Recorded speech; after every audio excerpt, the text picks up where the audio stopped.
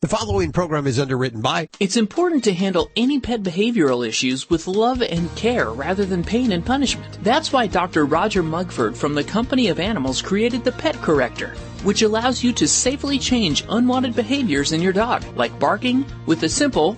Order yours today at www.companyofanimals.us. Celebrating the connection with our pets. This is Animal Radio, featuring your dream team, veterinarian Dr. Debbie White and groomer Joey Villani. And here are your hosts, Hal Abrams and Judy Francis. Well, we're just about 2 weeks away from Thanksgiving. It's hard to believe. So fast. We're ready. And we're doing the normal tradition that we do every year. We're visiting with the folks over at NBC's National Dog Show. And, of course, that means David Frei today. He'll be joining us, as he usually does, with all the big, strange names of new breeds that I could never pronounce. I was just looking at the list going, I can't pronounce these names. I've never heard of these dogs. This show is huge. It gets 25 million viewers every Thanksgiving. I think it's the anti-football show. It's the show that people watch when they don't want to watch football all day, or sometimes they do the TV thing or tape it. It's on right after the Parade. big balloon parade. The Macy's Thanksgiving Day Parade, isn't it? Yes, it is. Yes, it is. So it's got perfect time. So he'll be joining us in just a few minutes to tell us about what we're going to find out this year on the big TV show. Also on today's show, Doogie Horner, comedian Doogie Horner. This is a guy who was almost booed off of America's Got Talent. He's a comedian, and it's a tough job. He went on stage, immediately got booed off. Well, not booed off stage. He actually stayed on the stage, embraced it, and turned the crowd around. And we'll talk to him in a few minutes. I think he has a new What's his name? Doogie Horner. Yes. And there's plenty of, in fact... Doogie. I thought you were saying Doogie Howser. No, Doogie Horner. I know. You want to say Hauser. You do. It's the only other Doogie you know, right? Yes. You can actually, if you want to go to YouTube right now before he comes on, you could find out exactly the kind of pressure he was put under and how I he turned. remember. I watched that episode. That was season 5. I remember. Well, he'll be on the show today to tell us about his new animal project, or his pet project, should I say. Yes. Let's see. Lori, what are you working on over there in the newsroom? Hey, one of the world's biggest airports that happens to be in the U.S. is getting an indoor cat restroom. Well, let's say cat and dog restroom. Oh, you got to love that. Big pet potty. I see more and more airports are doing that, so I can't wait to hear what airport this is. Yeah. Normally, we just let them go in the corner at the airport. No one's looking. Well, you have to go through TSA and everything just Stand to in take front it of out. them, that's all. Yeah. Just block it. Who knows? Joey, what are you working on for the show? Well, we talk about grooming a lot, but there's one area that's missed all the time in home grooming, and that's eye care. So we're going to talk about eye care today. Let's go to your calls right now for Dr. Debbie and Joey Villani. Toll free, 1-866-405-8405. And let's go to, where are we going? We're going to go to line 2. We have Sid. Hi, Sid. How are you doing? I'm doing good, Hal. How are you? Splendid. How can we help you today? You know, I've been washing my dogs for years, but I've noticed that the question is about drying. I use a blow dryer. I mean, I'm a do-it-yourselfer doing this at home. And it takes like 30, 40 minutes for these larger dogs. And afterwards, 5, 10 minutes later, they're laying on the top floors, and I'm noticing damp spots. And, I'm going over them really carefully. I move the hair dryer back and forth. I'm a hairstylist, so, I know how to use a blow dryer. But I have this sensation, it's like when you take your clothes out of the dryer and you think they're dried, and then 10, 15 minutes later, you're like, oh, I think they're a little damp. So I'm concerned because I don't want my dogs catching cold and stuff. Sure. And I'd like to find out what the most efficient and correct way to blow dry your dogs at home is. Joey, what do you think? Well, I'm assuming that you're using a regular handheld dryer, correct, that you would use on your hair? Yeah, that's all I have. Okay. There's a couple of things. One, the force of that dryer, especially, what kind of dogs are they? They're all mutts. They're like, what I'm noticing is especially like with the softer undercoat, versus the coarser, like a Labrador mix and like a golden retriever mix. So, about how long would you say the hair is? Let's talk about the retriever mix, the golden. You know how that is, like kind of long, fluffy hair. Gotcha. So like kind of like a golden retriever. So There's a couple of things you can do. Number one, when a trick that a lot of groomers use is we don't use any shampoos that have any type of moisturizers in the shampoo itself, because we can add the moisturizer later in the spray form. And what that's going to do is when you use a shampoo that has any sort of fillers in it or moisturizers, it takes a lot longer for the coat to dry because it doesn't blow out, because it actually holds on to the coat. So what you want to do is use a cleaning shampoo that doesn't have anything else in it. It's just a shampoo and that's it, just detergent. And that's going to help release the moisture. The other thing is, the cleaner you get the dog, the better it is. And sometimes, with these heavy coated dogs, and I know you're a hairdresser, but when you deal with a dog that has a double coat, sometimes down by the skin, if you don't get it real clean, that's also going to hold moisture. But what I would do is I would do the bottom part of the dog last, and I would let my dog lay down on a towel, and I would keep changing the towel. It's almost like a baby's diaper. It's going to keep sucking the moisture away from the skin, sucking it away from the skin. And what happens is when you use these hair dryers that have a real high heat to them, what happens is it dries the top layer of coat, but the heat actually stays inside the coat, so when you feel it, it feels dry. What happens is once it cools down a little bit, you could start to feel that moisture, and that moisture is now going to move away from the skin and it's going to pull out. So what I would do is if I'm using that small dryer, is I would do it in batches. What I would do is I would dry the dog once and then go back over the dog again, because that's when you're going to start noticing, okay, this area is a little bit damp. And it's the same thing with professional groomers. We have to go back a few times, even though we feel that the dog is completely dry, just because that moisture starts to pull away from the skin. Joey, what about a forced air dryer? Do you advise that? Because we use that in my hospital. Absolutely. I mean, if you were able to go out and get a forced professional dryer, and basically what that's going to do is just a high volume of air, and what that's going to do is that's going to blow the moisture away from the skin and out of the coat, or at least to the top layer of the coat, that when you go back with a heated dryer, it's going to dry it off, and you don't have to worry about it penetrating deep down, because you've already dried that area. But when you don't have that, it's kind of a little bit more difficult, the situation that actually Sid is encountering. But you read my mind, because I was going to ask if there was any equipment more suited for these jobs, because, it's more than one dog. Can I use a forced air dryer at home? You can use a forced air dryer at home. It's much safer than using any type of kennel dryer. Kennel dryer takes a lot of monitoring, because you have to monitor that the pet isn't getting too overheated and come down with a situation where you have a problem.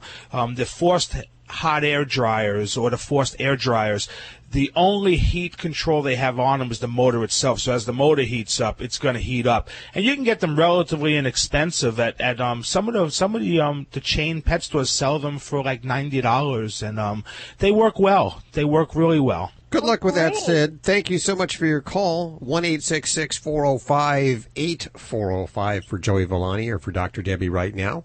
This portion of Animal Radio is underwritten by Company of Animals. It's important to handle any pet behavioral issues with love and care rather than pain and punishment. And that's why Dr. Roger Mugford from the Company of Animals created the Pet Corrector. This little noise here, it allows you to safely change unwanted behaviors in your dog, like excessive barking. Find out more at companyofanimals.us. And thanks, guys, for underwriting Animal Radio. Hi, Rhea. How you doing? I'm very good. How are you? Very good. Where are you calling from? From Montana. Montana, you are on with Dr. Debbie. Okay, great. I am calling about our dog Leo. He is a Lhasa Apso. He's currently 5.5 years old, and this started when he was approximately 3 years old. We had no problems, and then all of a sudden one day he was running around the yard, and I noticed he started limping. Okay. And I immediately took him up to our vet. I had guessed that maybe he pulled a muscle or something like that, and we have the most wonderful vet, and he did a wonderful job, but couldn't, feeling it, manipulating it, couldn't get him to wince or jump in pain at all. So he went ahead and did an x-ray, and in the x-ray he found it's the left front ulna bone is where it is, and there's like 1.5 inches of just like a gray shaded area in the middle of the bone. It doesn't touch the outsides of the bone at all. And he was pretty concerned about it, and he sent the x-rays to a radiologist in Minnesota, and that radiologist's report was pretty scary. He thought that it was a pretty advanced form of cancer, but my vet encouraged me to seek additional advice. So we took him to a state university, to the oncology department, and they did, I don't remember what the official name of the test is, but it was basically like going down into that bone and getting a sample of what was there. Okay, kind of like a biopsy? Yes, yes. Okay. And they are just kind of baffled. They initially thought it could be some kind of an infection, like a bacterial infection, but it's not. And they also suspected cancer, but it's not. So for the following year, they had me do x-rays like once every 3 months and submit those to see if there was any change, and there's no change. But periodically he is in pain. And he's in pain only on that leg? Only on that leg, and it is very random, and it's not real frequently. I'd say like maybe a day, a month. And they gave me some options. They suggested that I could remove the entire ulna bone. They said it's not a weight-bearing bone, but I don't know where it's just once a month if that's a really good idea or not. And I'm worried as he grows older, if that's a procedure that I should do, should I do it while he's younger, or should I just kind of wait this out? I guess I'm mostly curious. You said they did the biopsy, and were the findings on that were inconclusive? They could not say one way or the other? Absolutely. They said it was not cancer, it was not an infection, and then they joked and they said his bones are kind of bouncing around the university because nobody could figure it out. Well, in overall, does he, when he's uncomfortable, is it one day? Does he have a span of a couple days where he's having a problem, or does it seem grouped up? Generally, it's just a day. I have had sometimes where if we're outside, like camping and playing a lot, swimming, doing a lot of exercise, then it can extend to, I think the longest was 3 or 4 days where he was limping on it. And during that time, we usually give him like a baby aspirin a day. I've tried Rimadyl, and that did absolutely nothing. And besides that, I just kind of, if he has a bad day, I kind of try and keep him quiet and let him rest, and then he's totally over it. All righty. Well, I mean, there are some kind of bony cysts that we do occasionally see in dogs, and most cases they're not terribly uncomfortable for them. So the other possibility for discomfort in the front leg, in some of these little guys, especially Lhasas and Shih Tzus, they do have what we kind of call twisted bones up there. They have that little bit of what we call a chondrodystrophic change. So their front legs kind of bow in a little bit. And that sometimes can kind of throw things out of whack as far as alignment and can cause them some discomfort. And that might show up intermittently after exercise or play. And it's kind of hard without seeing him and feeling him, but that would be something as well that I would consider. And I don't know if I would advocate, doing a bone biopsy of that nature. I think I would really make a decision based on how Leo's feeling. And if he seems to only have an occasional problem with that, and that mass, that change in that bone isn't getting any bigger, I'd have a hard call in making that decision to do that orthopedic surgery. It's probably the most cautious thing. Right. But when we're talking about, trying to do the least harm, I think we could probably do a good job of monitoring that. Now, I would encourage you with Leo is I would really want to see about, if he's having trouble limping, there's other things outside of aspirin or Rimadyl. And I kind of hate to hear when people use aspirin because, it is a wonder drug for people, but there's so many better alternatives now for pets that have less stomach side effects and less potential for causing ulcers in the stomach. And there's some really good ones. Of favor right now is one called Previcox, which I've had some good success with some of my patients, and it's actually made by Marielle. It's a non-steroidal which preserves some of the stomach upset and some of the kidney problems. And there's other ones. Medicam is another one I like for little dogs because it's in a liquid. But that might be something I would kind of lean towards if you have an ouchy time for him when he's out and really active. Okay. And what do you think there would be any value to continuing to do like an X-ray a year to just monitor the growth, or is that Absolutely. too much exposure? Okay. Yeah, I would definitely stay on top of that, because if there is a change and that area looks bigger or it's expanded or changed in any ways, then I think that tells us that we need to, really kind of step things up a bit. And it sounds like you've done a fabulous job in making sure you've made sure that with all reasonable means that that's not something you need to address right now. So yeah, I keep up with that recommendation and, track it with x-rays, because that's the best way we can stay on top of that. So hope that turns out okay for you. This is Dr. Debbie with Animal Radio, 1-866-405-8405. You're listening to Animal Radio. Call the Dream Team now at 1-866-405-8405.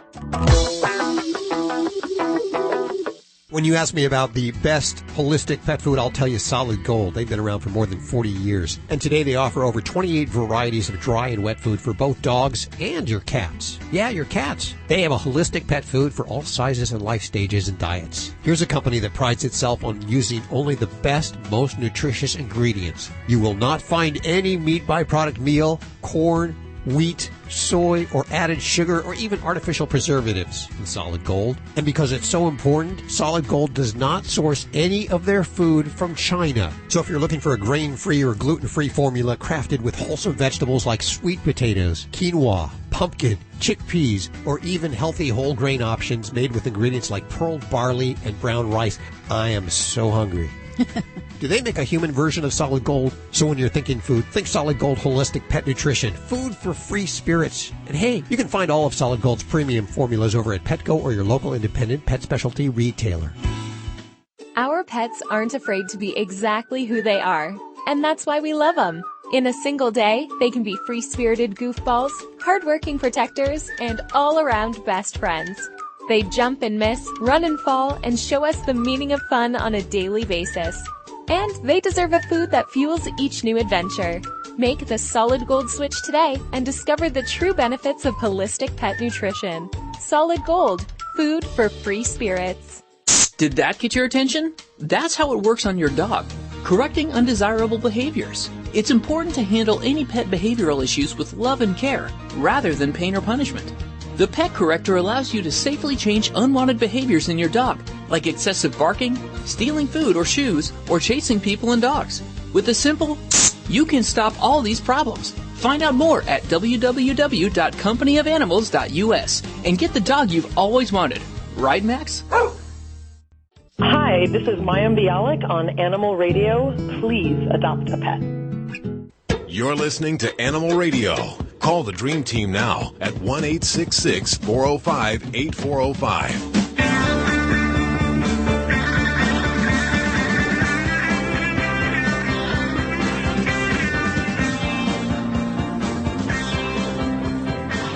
It's Animal Radio. We're celebrating the connection with our pets toll-free. Here's the toll-free number I'm talking about, 1-866-405-8405. On the other end, Dr. Debbie and dog father Joey Villani for you. And in just a few minutes, we're going to talk to a loser from America's Got Talent. The way you put that. A loser. No, he's a special loser because he rolled with the booze. He's a comedian. First of all, being a comedian is really, really tough. Oh, I can't And imagine. instead of getting booed off the stage, he turned the entire crowd. And he'll be joining us in just a few minutes. You say, what does that have to do with animals or pets? We'll Must be a find out. pet act, huh? No, he's a comedian. He's just a right-on stand-up comedian. You'll have to wait around for that. Okay. Yeah, now I got to wait. That's on the way in just a couple of minutes. Also, the news with Miss Lori Brooks. What do you got this hour? I'm a big fan of research. I always think it's fun to learn things. And they have done in the science world this study on cats, and which prompted one of the researchers, when the study was finished, the researcher said, okay, if your house cat was bigger, it would probably want to kill you. Holy cow. So what were they studying?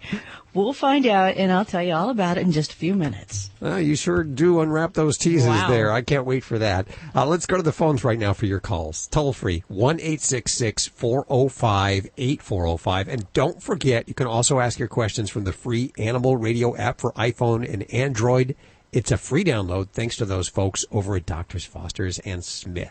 Hi, Tanya. How are you doing? I have a question about whether it's safe to adopt a pot-bellied pig if I already have 2 dogs, whether they can exist safely together. I've read different things. Some people say yes, some people say no, and I wanted to get an opinion. I'm going to say that I'm going to stand a little bit on the fence because pigs and dogs can get along, but it really is a big depend. And it depends on the pig and it depends on the dogs. Sure. Preferably, it's great to have dogs and a potbelly pig raised together. If you're getting in an adoption situation, the key things that I would say is know your dogs and know their personality. How they react with another dog or another animal in their midst is going to be somewhat similar to a pig. Pigs tend to be a little bit pushy, so they're going to try to find their spot in the pecking order in the household. And if you have a dog that, say, has an aggressive tendency, it might not be the best situation because you could have a a bite situation there. But if your dogs play nice with other dogs, then it may be an option to look at adopting a potbelly pig. In most of the potbellies, at least in the different groups that I work with here in Vegas, they pretty much adopt spayed and neutered pigs, and that is one of the biggies that every potbelly pig should be spayed or neutered, not only for their health but also to help make it a peaceful household. Because we will see more aggression or fights, testiness, if you will, especially with a female pig in heat. They are. Do you have one in particular that you're looking at right now? No, it's just kind of a pipe dream right now. But before we researched it any further, I thought I'd get an opinion on the dog issue, because if it wasn't an option, then of course we wouldn't pursue it any further. Yeah, well, I have clients that I know that their potbelly pigs sleep side by side in the bed. Yeah. Person sleeps on one side, the pig sleeps on the other, and the dog sleeps on the other. And they can definitely live that way. The other thing with potbelly pigs that I'll mention, as far as if you're doing your research, that I commend you on that, because it's very important. And 10, 15 years ago, we saw a lot of potbelly pigs becoming pets that people weren't really fully prepared for their behaviors. So I just make sure you're ready for that. They're brilliant animals, but they do have that rooting tendency, so you want to make sure that you won't be upset if your backyard turns into little root holes everywhere. So. This is an Animal Radio News Update, brought to you by Drs. Foster and Smith Pet Pharmacy, with prescription medications and over-the-counter products like Advantix flea and tick medication delivered right to your door. Learn more at fosterandsmith.com. I'm Lori Brooks. If you ever thought your cat was, emotional, anxious, insecure, paranoid, even aggressive towards you, maybe? You were probably right, according to the new findings of this study that has just come out in the Journal of Comparative Psychology. This new research calls cats neurotic and unstable. Imagine that. Researchers from the University of Edinburgh in Scotland and the Bronx Zoo in New York compared the personalities of our usual domestic house cats to those of 4 different types of wild cats, big cats. They say that the researchers then rated a number of the big cat's behaviors on what psychologists call the Big 5 human personality traits. Those traits, in case you're wondering, are extroversion, agreeableness, conscientiousness, neuroticism, and openness. The bottom line from this study is that domestic house cats have similar personality structures to African lions, with high inclinations towards dominance, impulsiveness, and being neurotic. In fact, after the study was over, one of the researchers who was in on it says that if domesticated house cats were larger, they would probably consider killing their owners. You may not dread flying through Chicago O'Hare Airport anymore if you are traveling with your pets, since the airport is seeing an indoor bathroom for animals in their future very soon. The room is in the rotunda area of Terminal 3, and it's designed to accommodate passengers who are traveling with service animals or their pets. It's got artificial grass, even like miniature fire hydrants, and a pop-up sprinkler system that'll wash away the urine that happens in there. Kind of cool though. And the post-Halloween survey results for this are in. Here is the list of the top 10 states where people live that are most likely to dress up their dog in a costume. Number 1 is Virginia. 64% of residents in Virginia dress dogs in costumes. Number 2 on the list is New Jersey, followed by Pennsylvania, South Carolina, Missouri, Ohio, New York, Wisconsin, Michigan, and Oklahoma. I was surprised that California wasn't on the list. I'm Lori Brooks. Get more breaking animal news anytime you need it at animalradio.com. This has been an Animal Radio News Update brought to you by Doctors Foster and Smith Pet Pharmacy. With everyday low prices on products like Quellin and Rimadyl delivered right to your door with a 100% satisfaction guarantee. Learn more at fosterandsmith.com. Doctors Foster and Smith Pet Supplies have a Vet VIPPS accredited online pharmacy covering all your pet's needs, from heartworm medications and anti-inflammatories like Rimadyl to non-prescription items like Canine Advantix Flea and Tick Preventive. Doctors Foster and Smith has your pet covered. We'll even contact your vet for you, all with a 100% satisfaction guarantee. Low prices every day with free shipping on orders over $49. Shop online at fosterandsmith.com because your pet's health and happiness come first. Did you know canine caviar diets are formulated with common health concerns in mind, such as diabetes, cancer, and kidney disease? You see, canine caviar uses low GI carbs, which reduce hunger and prolong physical endurance. Free of GMO, gluten, hormones, steroids, and antibiotics. Canine Caviar's 5-star dog and cat foods are the only alkaline-based foods in the world, and that promotes a healthy lifestyle for your furry family. Find out more at caninecaviar.com. You're listening to Animal Radio. If you missed any part of today's show, visit us at animalradio.com or download the Animal Radio app for iPhone and Android.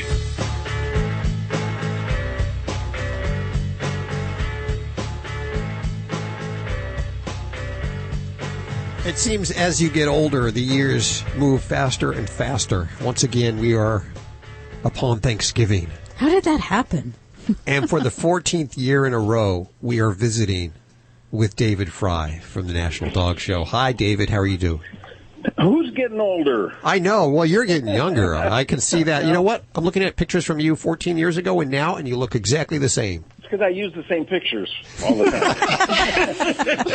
You learn that. They send those publicity pictures out. There's the ones that were taken 10 years ago. Well, how are you guys? Good. You've made some changes in your life, haven't you?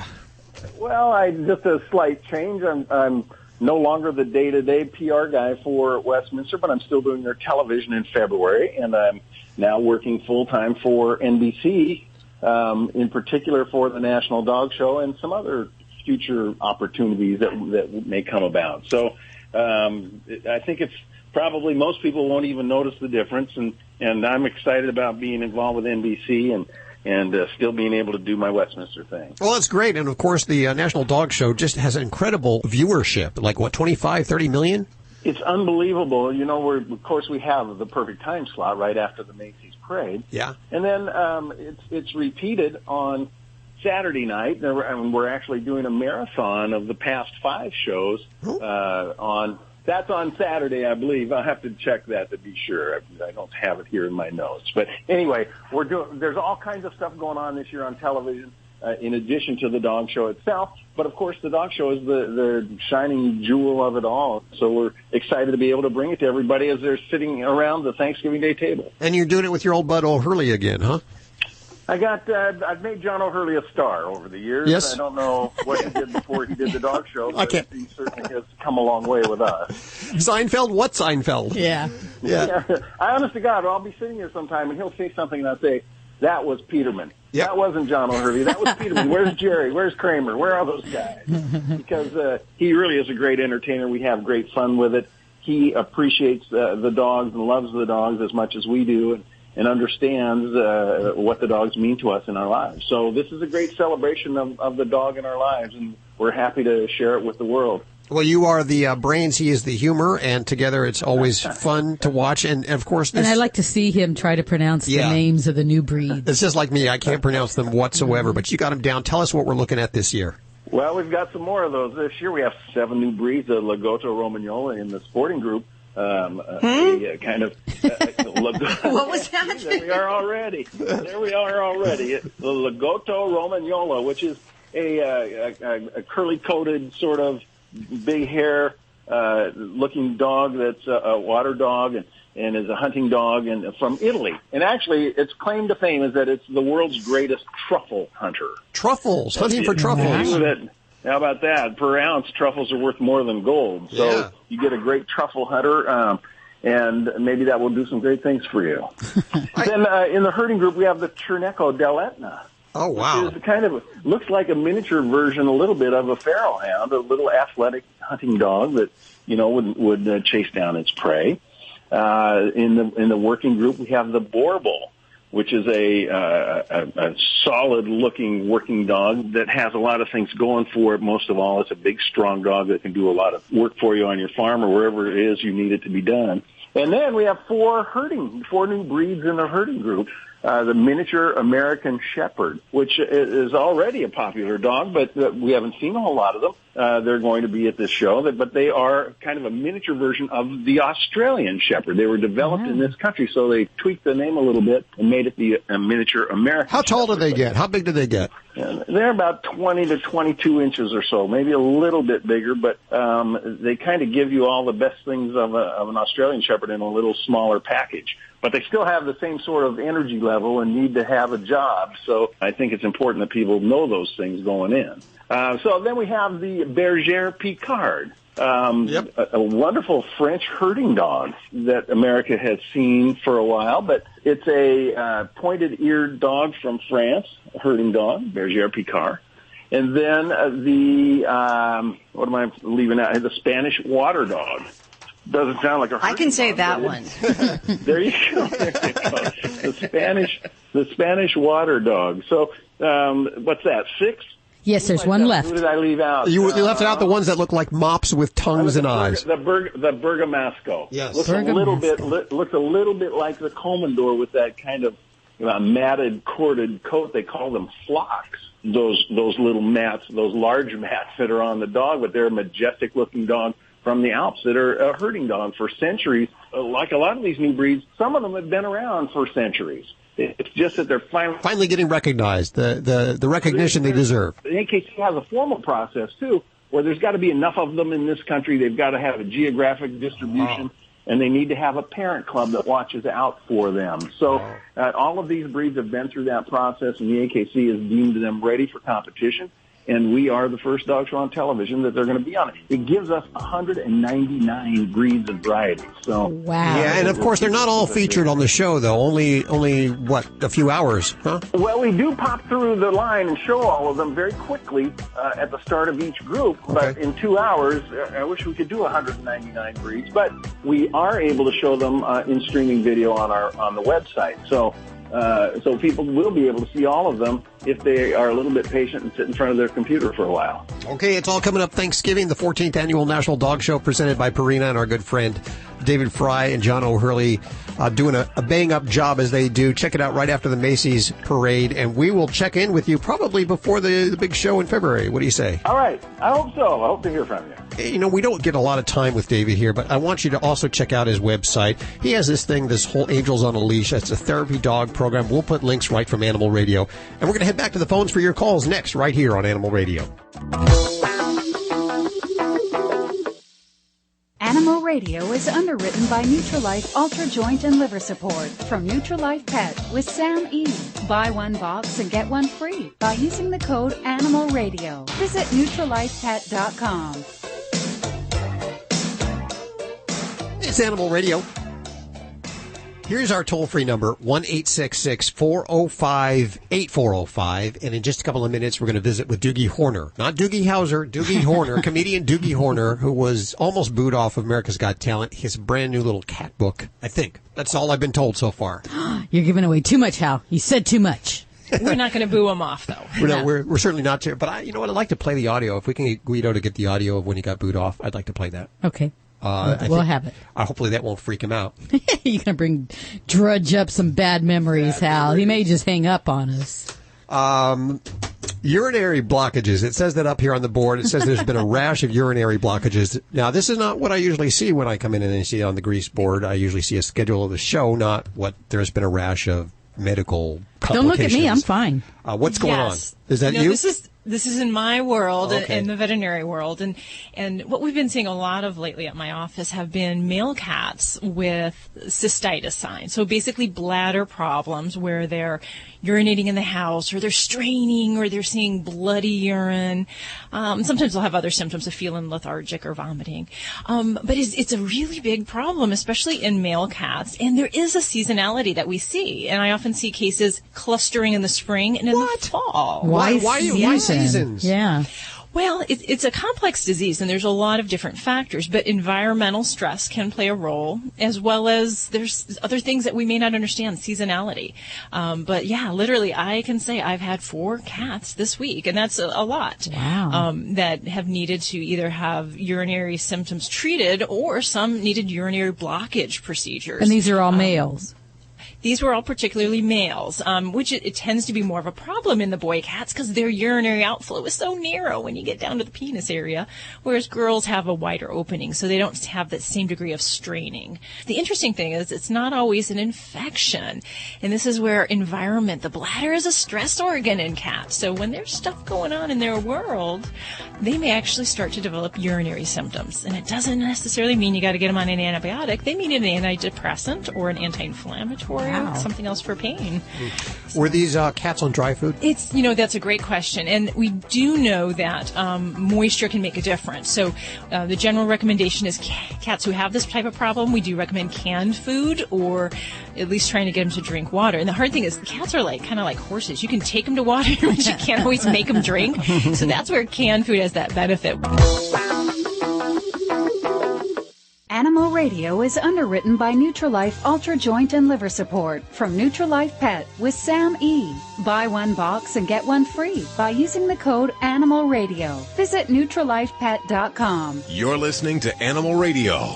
Call the Dream Team now at 1-866-405-8405. Hi, Jamie. How are you doing? Oh, I'm doing great. How are you doing? Good. Where are you? Let's see. I'm headed to... Where are we headed to? Branson.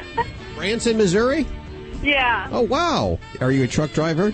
No, one of my best girlfriends, she and her husband own part in a timeshare there. Oh. And they invited my husband and I to go for all of next week. So you're heading out on vacation, yes? Yes. Now, do you bring any animals with you? Well, that's why I called originally. We have a cat. His name is Tex, and we love him. He's like 4 years old. He's a gray tabby, but he wants to eat the carpet and my oriental rug. And in our bedroom, we had curtains. The curtains were made of the silk strings that hang down. He ate half of the curtain. If you can imagine that, from the floor, half of those. To where that went on over some time, but eventually I just took them down and put them away. He's continuing to work on the carpets and your throw rugs and all that. So yeah, but I was concerned if it was going to mess up his insides by eating string. And it's not just the curtains. He will get find something that he can pull and get string out, and he will eat the string. If you put a shoelace down, he would just sit there and eat it till it's all gone.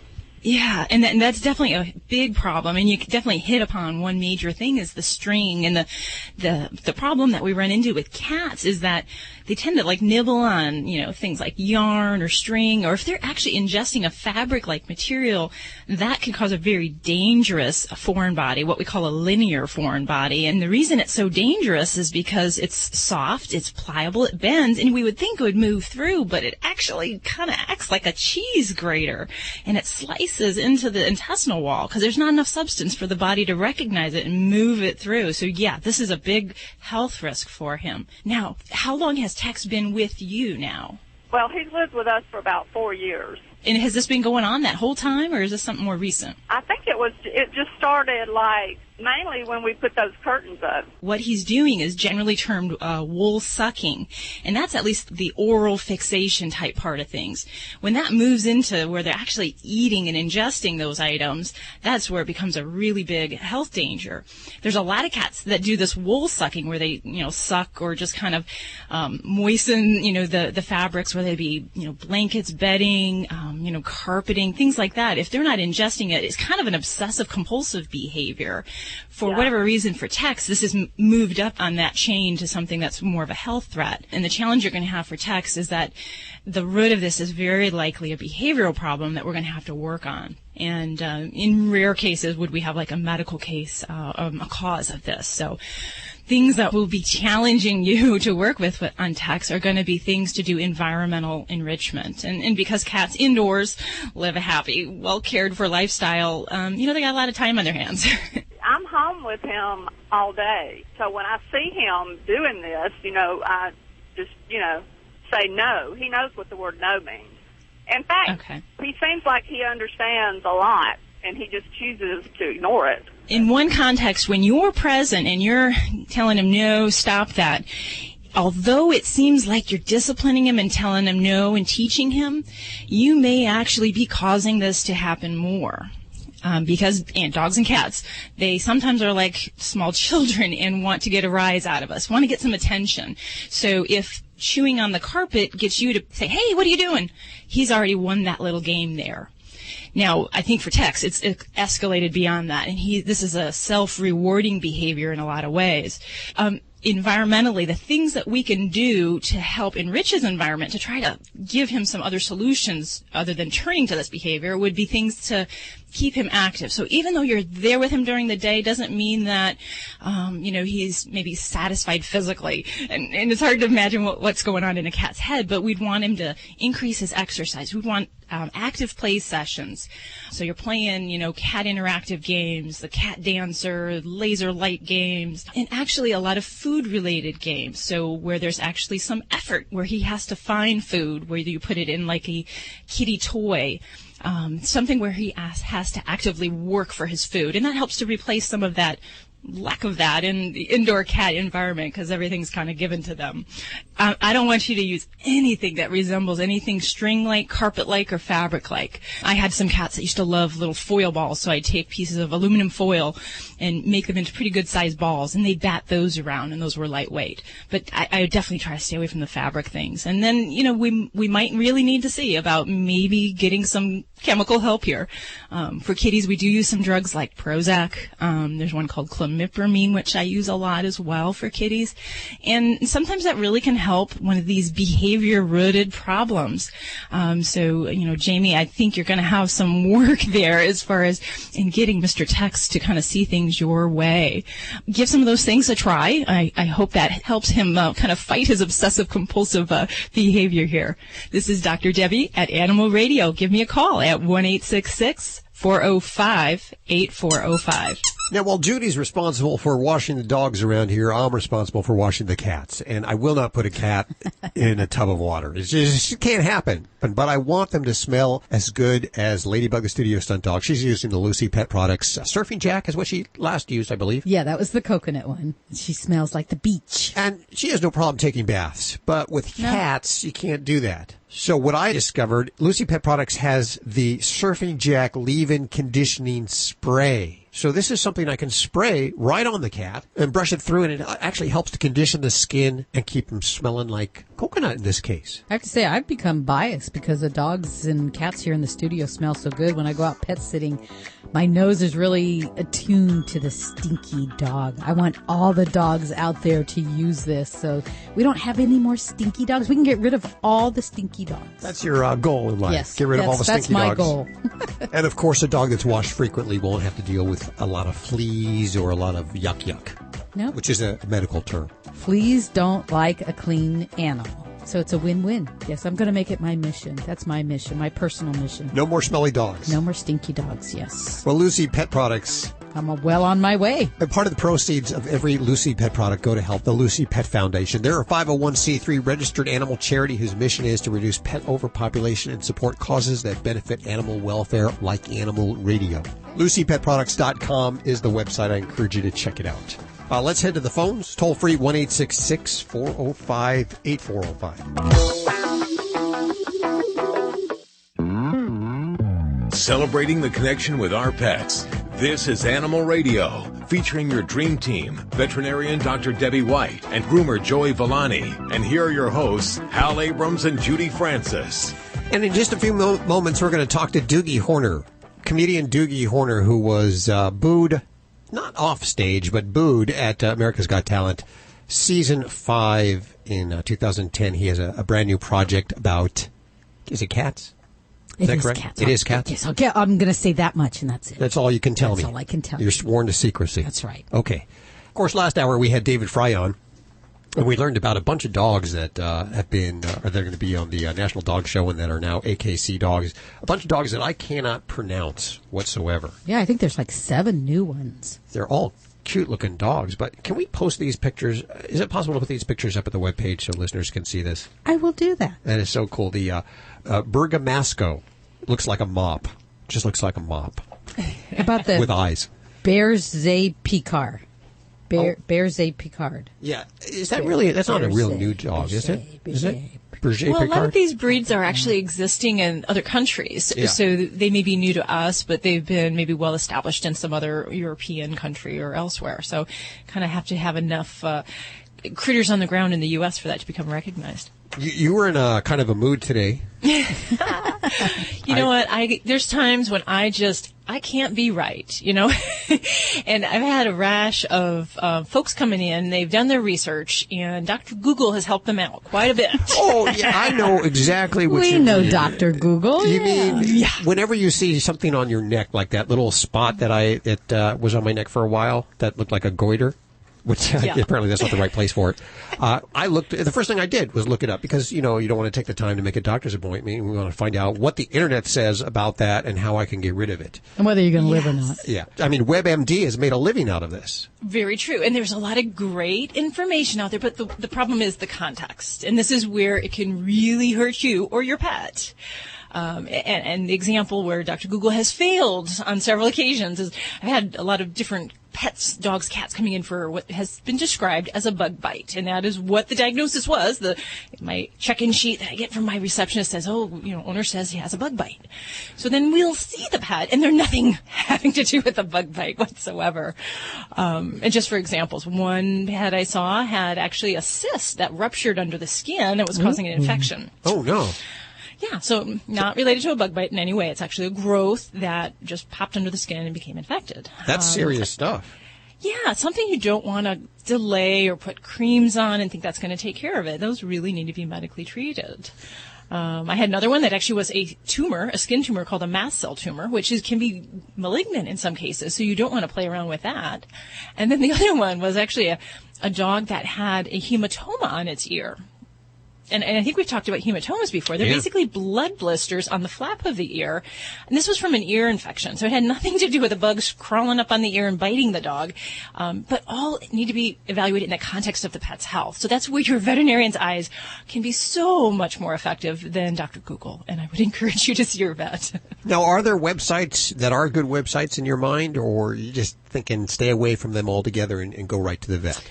Well, there's a couple that I do recommend for really good veterinary-backed medical knowledge. One is veterinarypartner.com. Okay.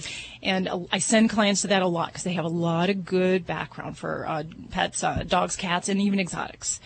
And the other would be PetMD, the converse to WebMD. And they do have some very good information. And again, they're not being funded by a certain drug company or anything like that. So you know that it's going to have good information there. Okay. Great to hear it from you. I knew that kind of ticked you off, and I knew that you hate it when people come in and have the diagnosis from Google before they even get to you. I like if it's right, but if it's nowhere near close, I'm like, oh. What would you say the percentage? Are most people close, or? No. I'd say most people are not close. There are some people that have really done the research, or their pet has had this type of problem before, so they're very well schooled in it, and they know what they're looking for, and it can be very helpful because they answer the questions that I'm going to ask, and they know how I'm going to ask it because they've read it online, and so that can be very helpful, and that's when preparing yourself and doing some research is a great advantage for your pet and for your veterinarian to streamline that visit. Good news. Okay, let's go to the phones. Take your calls right now. 1-866-405-8405 for Dr. Debbie or Dog Father Joey Villani. Hi, Carol. How are you doing? I'm doing okay, thank you. Where are you calling from today? The northern Arizona mountains. Arizona's close to my world here. Okay, where are you? I'm in Las Vegas. Oh, okay, yes, you are close. So what's on your mind today? Well, I have a feral cat. I live out in the forest, and I have a feral mama cat. There's many abandoned animals out here, and I was hoping that there would be some way that I could maybe give her some oral contraceptives. I cannot catch her in a humane trap. I've contacted all the agencies locally. Nobody will do anything but loan me a humane trap, which I already have. And okay. I you didn't want to use that? I have used it. I've tried to catch her for 2 years. So she's very clever at escape then, huh? Well, she's very clever to have stayed alive this long in this area with coyotes, so she's no dummy. And is it just the one cat that you can tell, or is there a group of them? Well, there's males that come around and continually impregnate her, but she's the only one. She lives under my house, and she keeps making babies for me. I have 4 more now, and I try to find homes, but it's not easy, and all the no-kill shelters here are full. There's nobody that will take them, and so I'm desperate to get her fixed, and I was kind of hoping maybe there was an oral contraceptive or something that I could put in her food. I don't know what to do. I can't catch her, and I can't kill her. No. And this raises several different points, Carol. One is that cats that are feral are really truly the homeless of the animal world.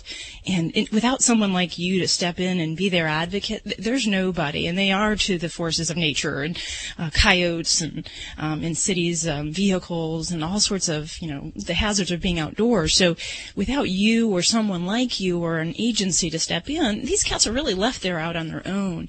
And obviously she's found some haven in your home environment or around your home. So I commend you for that, because that's a big thing. But there is the big challenge of, some of the methods we've got to control overpopulation in pets is obviously not working. And the spay, neuter, trap and release programs are great if you can catch the cats. And I think you're saying that isn't always so easy with the either equipment failures or just the ingenuity of the kitty, that they're just too smart to fall for going into that, into the trap. There are some things that are kind of out there as far as developing oral contraceptives, and some of it, there are some reports if you kind of look on the internet, and there are some things out there where some people have put together a type of oral contraceptive for cats and have promoted it.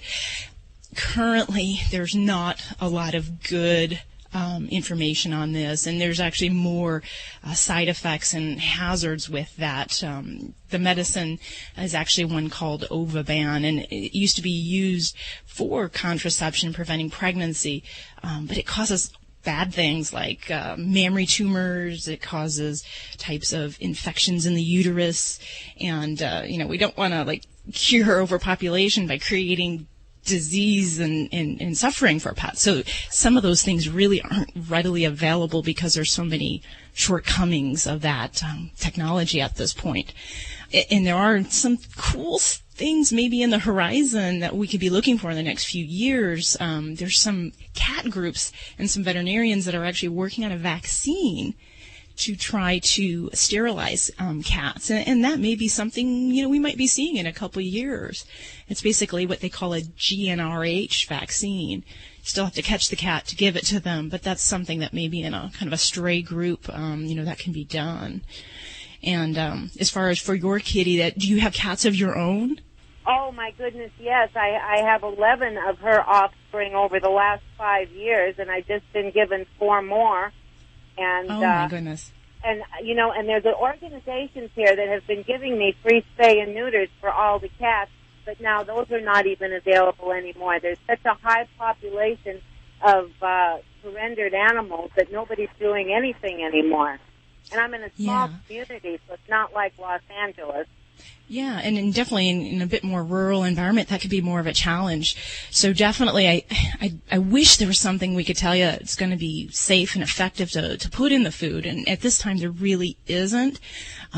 You know, there used to be some things out there for dogs that were used, and, you know, people who have heard of something called Nutrasol. Many years ago, there was an injection that you could give to male dogs. As horrible as it sounds, it was an injection into the testicle that made them sterile. And there's a lot of research and a lot of people looking at this, trying to find other ways to spay and neuter animals without having to go through the surgery. Because, as you're saying, you know, there's the cost of that. There's the difficulty catching the pet or the animal. There's definitely a lot of things that are challenges on this topic. Are there organizations maybe nationwide or other than my local area, because I've already tried them, that would help with spay and neuters of some of these kittens? National organizations may not necessarily be the ones we need to be looking at, probably be more community-wide or statewide. The Alliance for Contraception in Dogs and Cats is a group which they do have a website. You can go on there. I believe their website is www.acc-d.org.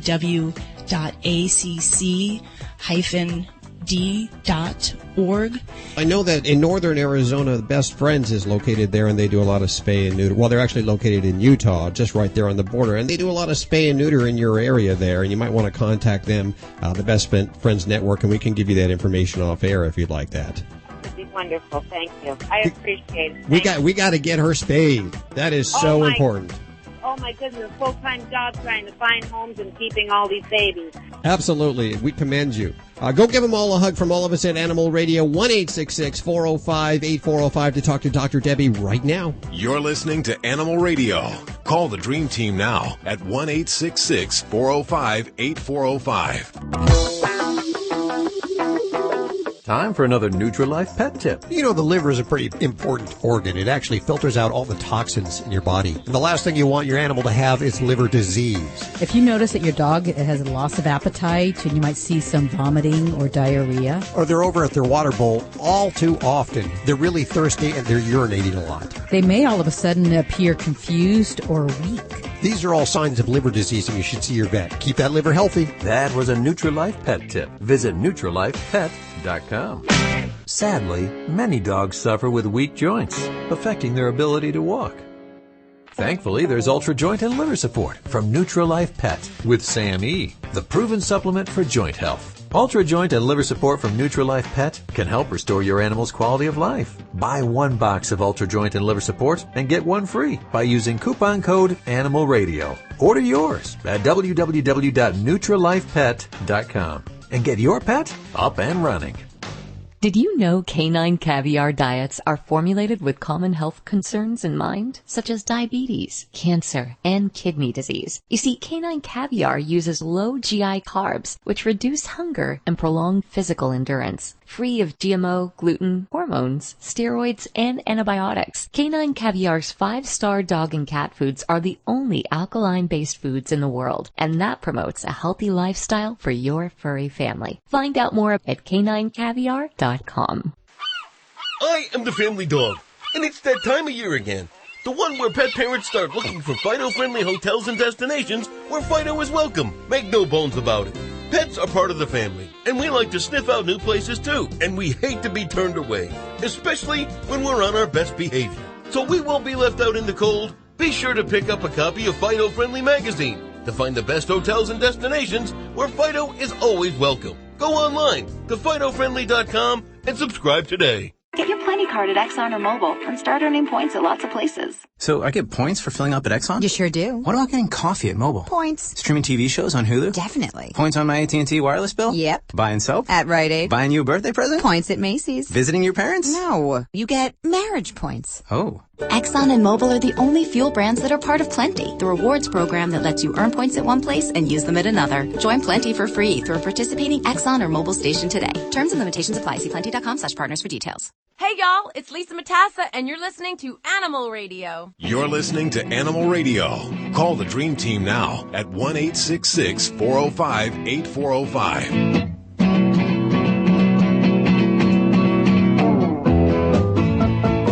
Hey, we're going to head back to the phones in just a second. Don't forget, you can also ask your questions on the free Animal Radio app for iPhone and Android. It's a free download thanks to those folks over at Doctors Foster's and Smith. And it's a great app to have because it tells you about all the recalls. And I got to say, this last couple of weeks, there's been a bunch of recalls, including some major brands, including Halo brand. You'll find out all about these recalls immediately from the Animal Radio app. So go download that right now. Lori, what are you working on for this hour? Well, when we hear the word or the term anti-vaxer, it's usually, talking about people or parents who don't want to have their children vaccinated for whatever reason. But now the term anti-vaxer is being used for, parents of children and parents of pets. And there's one vet who's really kind of stepped out there and said, hey, it's this kind of person who doesn't want to have their animal vaccinated. And so, we'll tell you what this guy says and see if you are maybe that kind of person. I don't know. I like to do as few vaccines as I need to. Yeah, but as the state requires certain vaccines, rabies that you have to, because you can't get them registered or licensed. Yeah. So some you have to do. Okay, we'll ask Dr. Debbie about that. I have friends now who are just using titer counts instead of just automatically doing the shots. Yeah, or if you have an elderly or ill animal, you can also get a waiver, have your vet sign a waiver saying that you can't vaccinate them so that they can still become licensed. I like what Lori was talking about is these titers, and you can ask your vet to do it. It's a little costly, but it tells you how much of the antibodies are in your pet's system from the last vaccination and if they really need the vaccination or not. But let's ask Dr. Debbie about that in just a couple of minutes when she gets in here. She's getting her Diet Pepsi, and she's almost ready to answer calls for you. She's so health conscious, isn't she? Yes, I know. Before we head to the phones, let's find out what's happening for Wacky Wednesday at our Facebook page. If you're brand new to Animal Radio, we do this every Wednesday over at our Facebook page. We ask you to upload your wackiest pet pictures, and then we ask you to vote. And the most likes and the most shares by the end of the day, I think it's actually the end of Thursday, or it might even be early Friday morning, the most likes and the most shares, picks up enormous prizes from the big prize closet. What do you have? From the closet I pulled out from Paw Wash, they're donating a large paw wash and paw wash mitt. Now, paw wash is one of those containers that you put your soap and water in, and you plunge your dog's paw into it to wash them. Say they were outside in the mud and the rain and they come inside, you don't have to have a bucket or a hose to clean those muddy paws before they get all over your house. You just take their paw and put it in this container and shake it, and just the suction cleans the dirt off, and then the squeegee at the top just kind of squeezes all the water out, so then they have clean paws when they enter your house. You can just keep it right by your door. Cool. Isn't that cool? And You want to know something even cooler? Yeah. I met the inventor at Super Zoo 2 years ago. She was a young gal, wasn't she? She's 15. Well, she was 15 2 years ago. Yeah, she was 15, and it was in the aisle where they had like the coolest new things, and it was my vote. It was the coolest new item that year, I thought. I'm happy to say that she's not doing it anymore. The idea was actually sold to a company. She sold it. That's right. And now she's probably a gazillionaire from this. Yeah, she's probably creating something else. Well, this is the large one now. This is for dogs between 25 and 120 pounds. Yeah, if you use the large one for the small dog, you can actually put the whole dog in there, right? Hey, you know what? Now I'm going to try it. So you just gave me the greatest new grooming idea. I'm going to put the dog in and then pull him out by his ears. I'll tell you. And then if it gets dirty, just throw it. You can actually throw this in the dishwasher when you're done. Oh, that's great. Another good way to use that is I just went on vacation and we took 4 dogs with us, and going around in a city you're not that familiar with, and I wanted to have a way to wash their feet off so that when they came into the hotel room and went into the crate and they started licking their feet, they weren't just ingesting all these germs. cats. And I thought that would have been a great idea. And here's There another you go. reason this time of year to have it. Of course, everybody's putting the salt down on the sidewalks for the ice and everything, and it's not good for your dog's paws to have that salt and whatever other chemicals they have in there. So it's a great thing to have. If you would like to pick up on this awesome item, I'd like it now. Yeah, I want it now. And they're also going to throw in a infomercial now. I think we should just send the bill out to the company. I can use a little extra money myself here now. But that's not all. Act now, and you'll get a free paw wash mitt too. Oh, to that go is with so it. cool. So, yes. So that's for So our it's called paw wash? Because Paw I'm just wash. going to go ahead and buy one. Yeah. That's I think Paw we just wash. sold a dozen of Yeah. those. And we're actually giving this away for your Facebook picture, Wacky Wednesday picture that you upload this Wednesday. So get those wacky pet pictures and upload them over at Animal Radio. What are we doing? Going to the phones? Let's go to the phones. Okay, toll free, 1-866-405-8405. Hey, Dorothy, how are you doing? I have a rabbit. I've had it for 5 years. So you have rabbits? Uh-huh. So what's going on with your bunny? She's well taken care of. She likes the cilantro and the parsley and the Italian parsley, and I know there's a lot of benefits to feeding them Timothy hay and all the oat hays, but she tends to sway. I try to even mix the hays with the greens, and she sways and picks out the Italian parsley and the parsley, and I want to do like some kind of way to introduce the Timothy hay back into her diet, because I know there's more benefits with the digestive system. Yeah, so now I take it then, so at some point she was eating her hays, right? Yeah, when she was young, the first 2 years, yeah. And then she started getting to the pellets. And then but majority of the time she's eating fresh live green. Okay, so for rabbits, so for those that aren't familiar, bunnies actually, they are made to eat hay, and rabbits cannot starve if all they are offered is hay. For me, it is a concern when I hear somebody say that we had a bunny that used to eat grass hay and has turned it away now, because that can actually be one of the early symptoms of dental problems.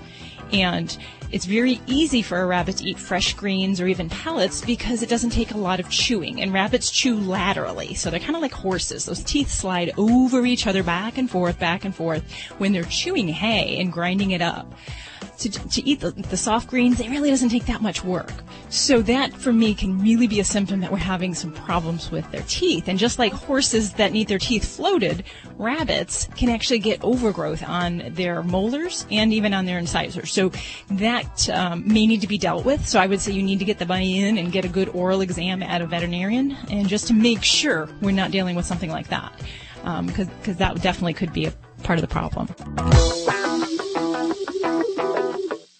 This is an Animal Radio News Update, brought to you by Drs. Foster and Smith Pet Pharmacy, with prescription medications and over-the-counter products like Advantix flea and tick medication delivered right to your door. Learn more at fosterandsmith.com. I'm Lori Brooks. People who embrace the anti-vaccination movement, and don't have immunizations done for themselves or their children against certain human diseases are now, we understand, in some cases, extending that attitude to their pets. So you can be a pet or a people anti-vaxer these days. A number of veterinary clinics now say they have clients who are refusing vaccinations for their dogs or cats. And in some cases, people don't want to vaccinate their dogs, in the words of experts, because those people might be scared that the vaccine will harm their pet, believing the vaccine might be impure or that it does more harm than good. In fact, one veterinarian in Canada, where this was done, says that these anti-vaxxer pet parents are much more into natural remedies and unscientifically proven medicine. And he says most of his anti-vaccination clients are city dwellers, and it's less of an issue with dog owners in more rural settings. Well, the National Retail Federation estimates about 20 million pet owners dressed their pets up on Halloween this year. I know it was a couple of weeks ago, but there were a lot of pets that dressed messed up, so it's taken a long time to get all the numbers in. They estimate that National Retail Federation that about $350 to $390 million were spent on pet costumes this year, and that's a total of about 15% of every person in America. Okay, while we're on this subject, why are Americans spending so much on their pets these days?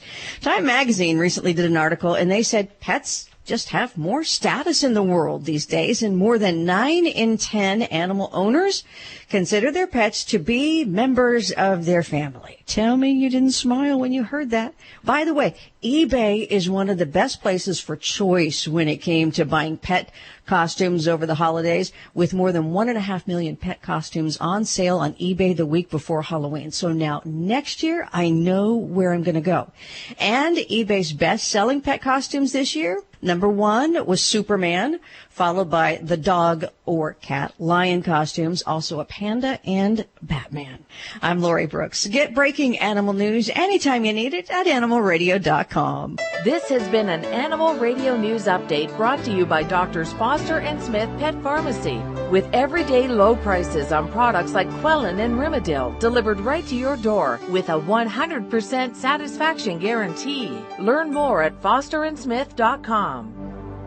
Doctors Foster and Smith Pet Supplies have a Vet VIPPS accredited online pharmacy covering all your pet's needs, from heartworm medications and anti-inflammatories like Rimadyl to non-prescription items like Canine Advantix Flea and Tick Preventive. Doctors Foster and Smith has your pet covered. We'll even contact your vet for you, all with a 100% satisfaction guarantee. Low prices every day with free shipping on orders over $49. Shop online at fosterandsmith.com because your pet's health and happiness come first. Stella and Chewy's believes that selecting the best food is one of the most important decisions an owner can make for their pet. We believe that pets thrive when they're fed the same diet they'd get in the wild. Dogs and cats are carnivores, and meal mixers are a quick and convenient way to mix a little raw nutrition and great taste into their diet. Made from premium raw ingredients like grass-fed meat and cage-free poultry with organic fruits and vegetables, meal mixers help kickstart your kibble. Learn more at StellaandChewy's.com.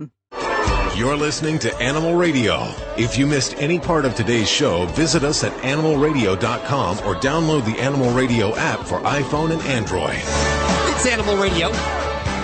We're celebrating the connection with your pets toll free. 1-866-405-8405. And we'll head back to those wacky phones in just a couple of seconds.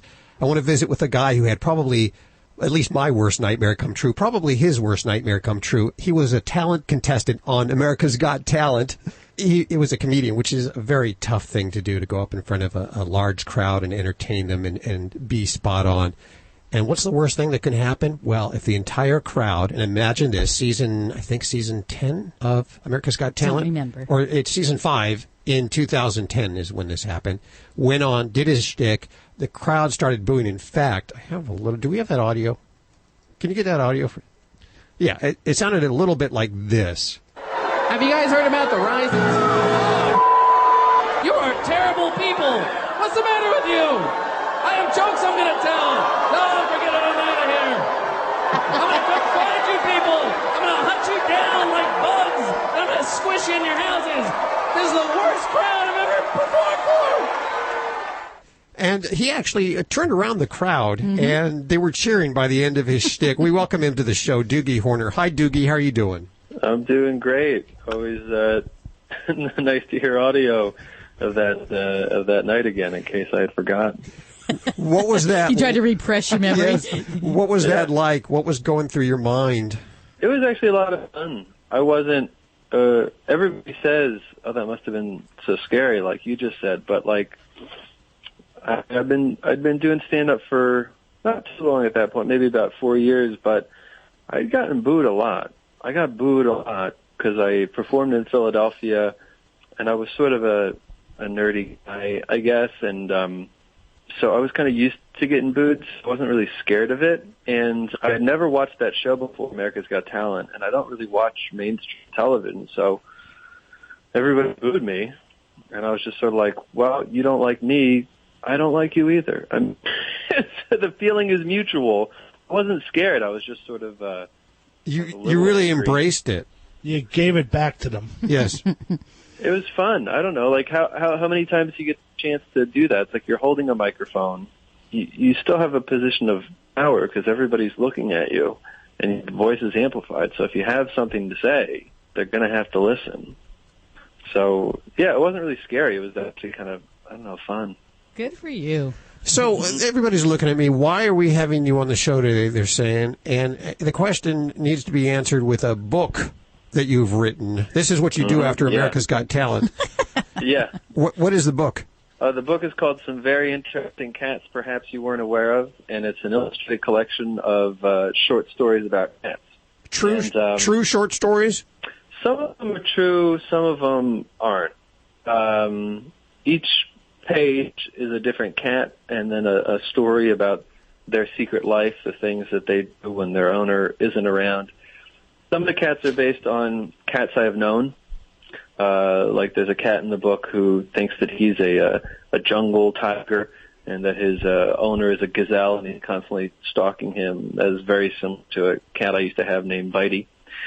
And then, but some of the cats are, silly, crazy out there, like Catman, who is a superhero, or Mackinaw, who's a lumber cat that's always sharpening his claws on expensive table legs. So you must have a whole bunch of cats, right? I only have 2 cats. I have an old one named Bitey. This is all my cats over the years. I just keep reusing the same names. This one is Bitey number 2, and he's a big orange tabby. And then I have a little gray cat called Kitty, which I know is not a very good name. So unique. That's her name. Well, I love the book. It's a short read, and I love short reads because that's about, I have ADD. Yeah, and there's lots of pictures in there for you. Lots of pictures for me. Yeah. It's perfect for me. And I want to actually go ahead and give away 5 copies right now at the toll-free numbers, 1-866-405-8405. A great book. Some very interesting cats perhaps you weren't aware of by the author, comedian Doogie Horner. And if you can't get through to pick it up, the free copies that I have for you, go on over to Amazon and fill this guy's bank account. It sounds like you could use that, right? Where are you living now? My wife and I moved to New York about 3 years ago, and we love it. Well, it's a very expensive place to live. Yep. Yeah, it's not cheap. So buy a couple copies, use them as stocking stuffers. That's what I'm suggesting. Great gifts. Yes. And if people want to see some spreads from inside the book, they can also go to my website, doogiehorner.com, and click on the books link on there, and you can see some of the drawings and read the stories inside.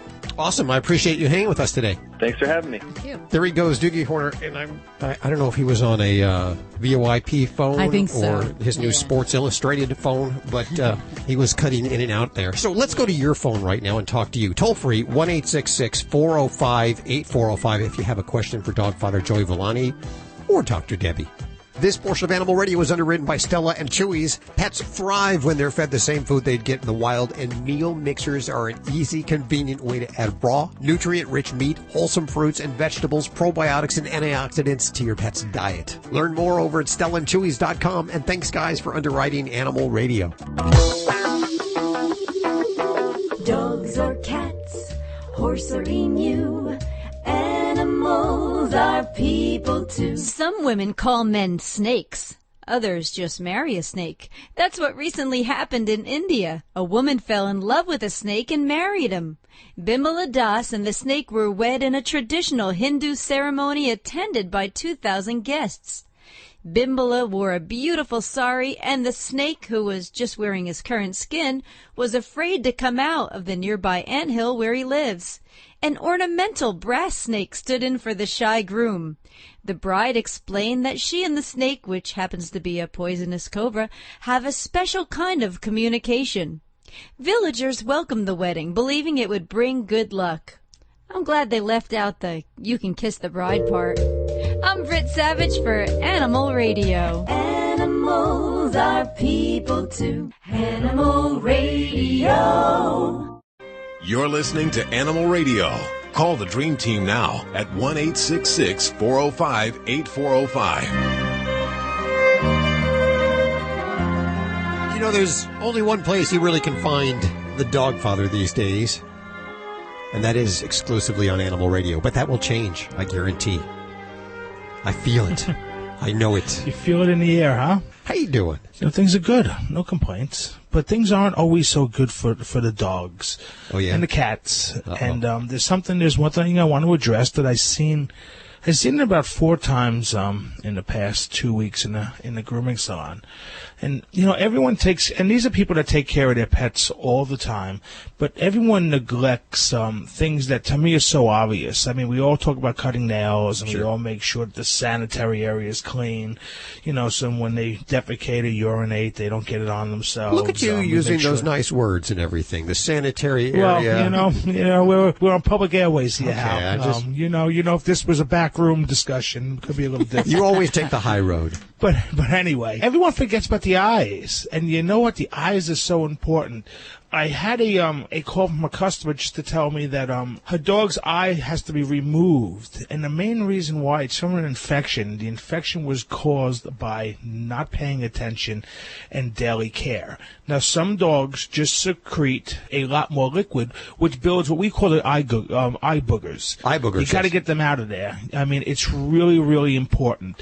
And if it's crusted on, just get a damn cloth, a warm cloth, and lay it over the pet's eye, okay, so it softens up. Because what happens is it caught onto the skin, and it's like pulling a scab off at times, when your mother used to rip those Band-Aids off you before it was healed, what it felt like. Well, imagine that on the corner of your eye, or actually going over your eye itself.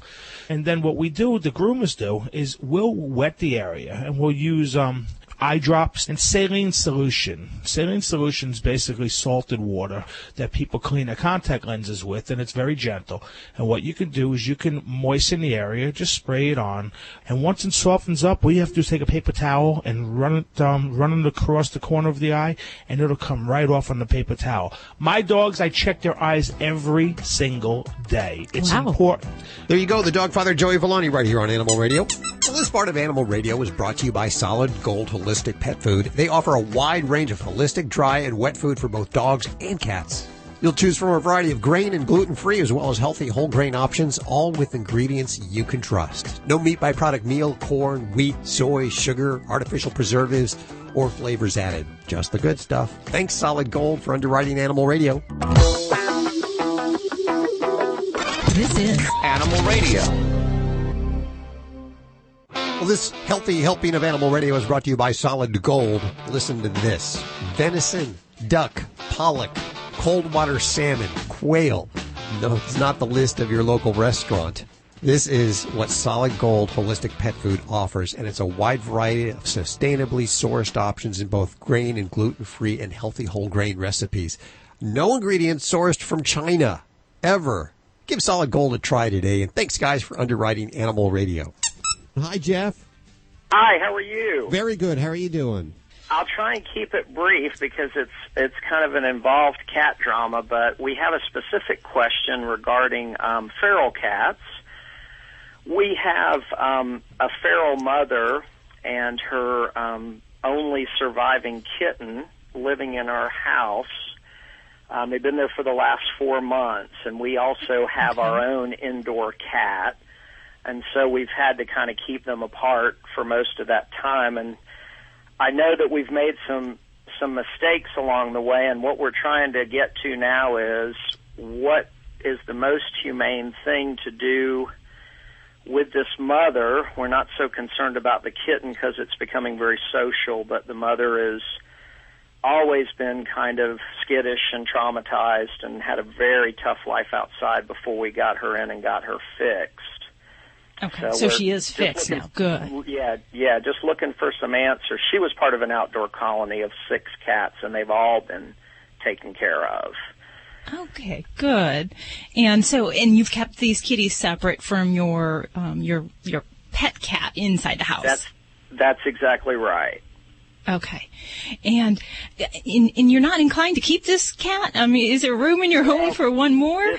This is the tricky thing. We would love to keep all of our cats, the ones that are our outside family as well as inside, but we live in a small townhome in the city of Atlanta, and what we had to do literally was give up our master suite and our master bathroom, and we did that 4 months ago. So as you can see, it's been a little challenging, to say the least. So you basically have given your bedroom is over to the cats right now? That's exactly right. And oh my gosh! Well, you're very dedicated then. Well, that's the conundrum. Our dedication has had a pretty profound impact on our lives, as you can imagine. So the hard part is that the mother, we let her out. You know, we got some information from local veterinarians, and they said, you've got to separate the two and get the mother back out, unless back like outside. You said, yes. Oh, golly. They were pretty strong about it because the program here in Atlanta is a TNR, a catch and release. You trap them, get them fixed, release them, unless, of course, you're, going to try and tame them and take them in. Right, we're stuck. We're stuck. She's terrified. We've never been able to touch the mother, like never. Right. And that's typical for cats that are feral. We can't blame them. They're a product of their environment, and I think really the options are. I understand totally why there are trap and release programs, because if we can't keep the cats, it's best to release them back into the wild. But golly, there's so many different issues here to deal with. And one is, if she's living the indoor life, whether or not she's social, gosh, I'd have a hard time telling her to get your butt out the door and go outside. That's why we haven't done it. Yeah, and I would really encourage you. I mean, there are organizations where you can adopt feral cats, and I've known many clients who have taken in feral cats knowing that you're not going to get to cuddle them, you're not going to get to love on them, and every time you have to go to the vet, it is a pain in the neck, because you have to really make special efforts to get them basically trapped in your own home so you can get them to the veterinarian and get any kind of services done. But I guess I understand those that have to release the cats because they're working in population medicine. But when you've already got a kitty in your home, I guess I would encourage, in every opportunity, I would try to find somewhere where we can do an adoption for basically a feral cat in that situation. And I really would not advocate, letting her go after she's kind of been in the indoor world. Oh, it's horrific to think about it. That's why we're really struggling with this. She howls at the door for hours on end, to get back in. To get back in? Oh, that breaks my heart. You see? It breaks our heart, too. If you could talk. My wife was going to talk to you, but she said she wouldn't be able to stop from crying. Oh, I mean, we love these animals. That's the furthest thing from our mind. But here's the true complication. We have been looking for the last 2 months for someone to adopt, and, all of the rescue organizations in Atlanta are full. The place where we got her spayed and neutered, their little cat population that they're trying to get adopted out, the feral cats, they've got like 75 animals now. We don't know what to do. And our poor house cat, we've had our cat since he was born, and he's 11, and he is feeling the stress, Yeah. Well, you guys have your heart's in the right place. I think part of the kitty world that we're not going to be able to fix and get around is that she knows what it's like to live inside. She likes it, and with good reason, because, she's got everything she needs there. She's got friends, she's got food, shelter, and to have her actively trying to get back into the house, to me that says you're not going to change her mind. And I think we're going to have to find some way to do an adoption through some organization, through an individual. There are other possibilities. I've known folks that live out on farms that have the ability to have a wider range of land where they can maybe keep feral cats in those situations. But I would definitely say that just pushing her out the door, shutting the door behind her, I don't think that's going to work, because I think she's going to be very motivated to, find that loving home where, she thinks she's found at. Okay. Thank you so much for your call. There you go. It's flown by once again. Thank you so much, David Frei, for coming on, as well as Doogie Horner, and telling all of us your story of being a comedian and getting booed off stage. That takes a special kind of person to come back and embrace it and turn the crowd around. Exactly. Wonderful job. Check out his book. Speaking of great books, put some money into Dr. Debbie's bank account, too. She has some great books. Yorkshire Terriers, Shih Tzus, Pugs, and Mini Schnauzers. These are how to be your dog's best friend. They're Kindle books, so they're nice and inexpensive, and they're awesome. Great reads. If you have one of these breeds, you should pick them up. We also have links over at animalradio.com. And we'll catch you here next week for more Animal Radio. Bye. Bye-bye. Bye. Bye. Bye. Bye, you guys.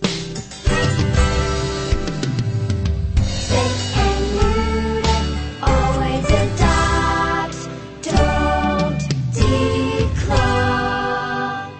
This is Animal Radio Network.